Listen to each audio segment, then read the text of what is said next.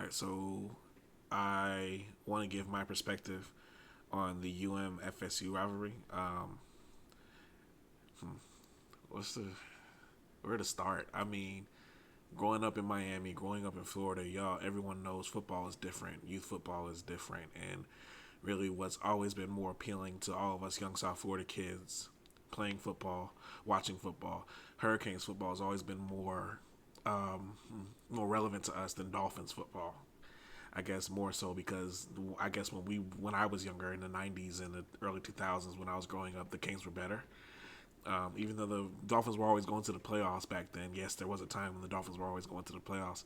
The Canes they were getting off probation. It's just they were cooler. It was they were more you could relate more to them because a lot of them were from where we were from.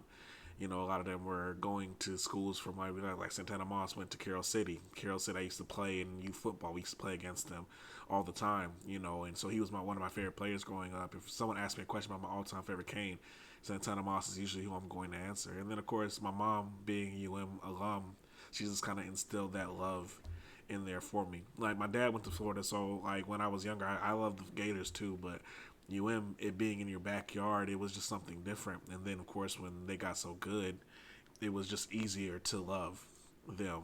And so, that with loving a team that comes with like having a hero, there's always a villain, and the villain was always Florida State. When I was younger, growing up, the first game I can vividly remember, like step for step, is the UCLA versus Edgerrin James game, the game where he ran for over 300 yards. The One of the first games I can remember being so upset at, and I had to walk away from it, was when Florida State beat the snot out of us, like 47-0.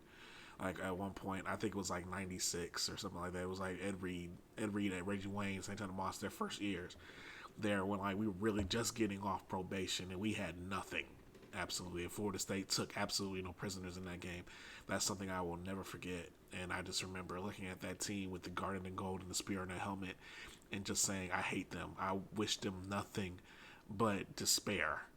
And as you grow up, and especially during that time, that what you realize is your biggest obstacle to getting to where you wanted to go for your favorite team, for your hero, which was the U, was that team from up north. Like, I know the Ohio State Michigan says that, but for us, it was the team that was from Tallahassee, the Spirit people, the Florida State Seminoles, and you just hated saying it. It had a bitter taste in your mouth when you said it. It was just, it was bitter. It was big. It was huge when we beat them. I remember 2000. I had a soccer game that day, and it was hot. It was like 100 degrees where we were at. We were in North Miami, so like it was South Miami. So when we got back, I think we missed like the first quarter of the game, but we all got back to the house and we were watching it, and we were just sitting there with bated breath because Miami actually dominated most of that game. That's what I think a lot of people forget, is that Miami was up for most of that game, but like it just still came down to Florida State just like came back, and we're all just sitting there like, I'm as a kid, I'm like, dang, we're never gonna beat this team. It was just like it just felt like this unbeatable wall, and there have been a lot more times where that has happened, but I guess I'll get that to a little bit. But they were just so unbearable, and I remember that last drive. I'll never forget that drive. The passes to Reggie Wayne, the passes to Santana Moss, and then that final play to some guy named Jeremy Shockey, who was nothing until that play. He wasn't like he was the backup tight end. He barely played. I never forget that. Like that was like that's like when he became this big superstar, and like all of a sudden the rest of the season he was like the best tight end, and he was Kenny Dorsey's favorite target from then on. It's like, yeah, he always threw it to Santana Moss, Reggie Wayne, but it was like that was the moment where Jeremy Shockey became Jeremy Shockey. And I remember him putting up the fingers, but I also remember there was so much time left. And I was like, oh, we won. And then my dad is kind of like, we're still just watching the game, and we're like, I'm celebrating. I'm like, oh, yeah, we're going to get it. But then, like, they drive down the field, and it's like right there and they're in field goal range. And, time's about to run out.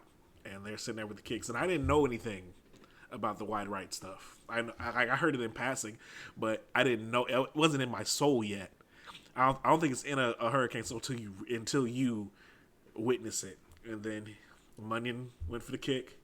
It went wide right, and my mom instantly, and my dad said instantly, wide right three. And I think that's what my brother Austin was talking about when he talks about in his video about him realizing that moment, and I think because we were all just saying it, I was like, as soon as they said, I just said it too. I was like, why write three? Why write three? And we won, and it was such a great feeling, you know. And then like I think, you know, that's just kind of what set the foundation for this rivalry. And one thing I mentioned in one of my other videos this week is it's not just about rivalry; it's about revelry.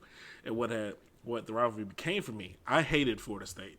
I really did. Like going up into high school and everything, I hated them. There was nothing you could say to me. I hated them more than anybody.